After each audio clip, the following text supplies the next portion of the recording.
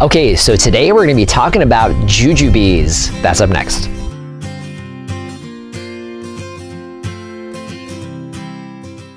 Hello everyone, this is Dwayne with Edge of Nowhere Farm, and we're coming to you here today. Actually, we are getting ready to put this farm up for sale today, well, this week. But one of the things we found as we were coming through and wrapping up the move from this property to the new one is our jujube has fruit on it. We were shocked to see that because the tree you see behind me here was transplanted 2 years ago.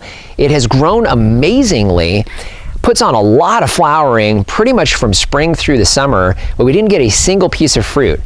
However, as we were getting a few things moved out of this spot on the farm, I found 2 ripe jujubes. So let's talk about our Sherwood Jujube. As I mentioned before, this tree itself, we've had it for about 3 years. We put it in the ground originally in a different spot. In fact, it's where we were raising our pigs. So we decided to relocate this tree over here up against our wall, and this is our eastern facing wall.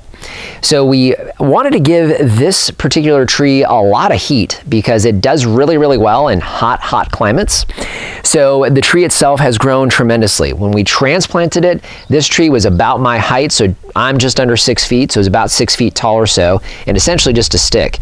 At this point, you can see after 2 years in this spot, it's at least 12 feet tall, maybe taller.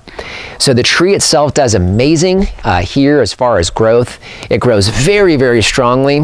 We actually cut this back by about half this year when we pruned it because it was growing a little too quick for us and we didn't want it tipping over and hitting the block fence behind it. So the tree, it's a Sherwood Jujube. So Sherwood Jujubes are kind of an average size as far as the Jujube family is concerned. Jujubes, I know they are referred to a lot of times as a Chinese date. So it has a very different consistency from what you would typically expect. The trees themselves I know are extremely productive. In fact, Reed at RSI Growers, first time I tried this fruit was a few weeks back. His tree was overloaded with these fruit. There were hundreds of fruit left on his tree. He does sell them as well. We'll be picking one up from him actually. But the tree overproduces. It produces tremendous amount of fruit. The nice part about it is from a bird standpoint, because there's so much fruit on there, you don't see much in the way of bird damage. Also, I think it confuses them a little bit because they stay green and they eventually turn brown. So all that being said, let's take a peek at the fruit. I'm gonna go ahead and reach up here. So now these fruit here you can see are turning brown. In fact, they're completely brown. Typically these fruit would probably be done by now, but it is a fall fruit. They look, I don't know, I guess a little bit like a date, also a little bit like an apple, maybe an apple that is browning on your countertop. And these have a little bit of an oblong shape, but for the most part it's kind of round. I'm gonna go ahead and pick these off of here because this is about our last day here on the property, and you get an idea of the size.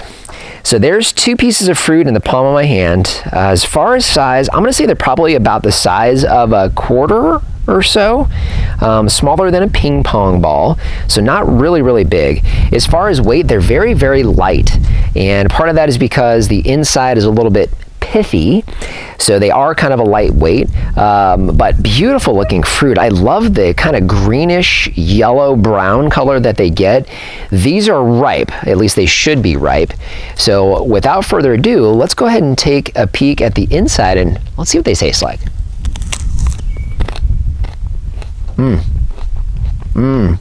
I know what jujubes taste like, but inside of the fruit, if Lori wants to come in closer, actually a good shot. You can see that actually looks a lot like what you would see on the inside of an apple. There are seeds in there just like an apple would have, so I didn't bite down quite far enough. I'll tell you what, this one actually is pretty juicy. Usually that's really dry, and you can leave them on the tree until they completely dry, so it kind of gets that nickname, that Chinese date. But then flavor, this is nice and crispy. Let me tell you what, nice, mellow, sweet flavor. I'll try to describe it for you guys. I've tried to describe this before, and it's a little bit like an apple, kinda, and I think you're looking at it thinking, okay, it's a little tiny apple. I guess if you had an apple that was dry, so it was really kind of overripe or mealy, That's kind of how it is. Not as juicy as an apple. So even mealy apples are a lot juicier than this, so it's a lot drier than that. However, it has a nice mellow sweetness. There's absolutely no bitterness. There's no tartness at all. A nice, really, really mellow sweetness. The flavor is probably very, I guess it is kind of like an apple with a really mellow sweetness, but I kind of almost taste like a honey. So it's almost like you have an apple and honey, but very, very mild. So not overpowering, not in your face sweetness, but if you mix those two flavors together, that's how this tastes to me. But another thing too, as I continue to eat this, Lori's giving me the stink eye right now because she knows how good these taste. When you first bite into this, you get that real kind of odd flavor and odd consistency that you're really not expecting. And you chew on it, you're like, yeah, that kind of tastes sweet, kind of an odd flavor. And then as you chew it more, you get more of that sweetness.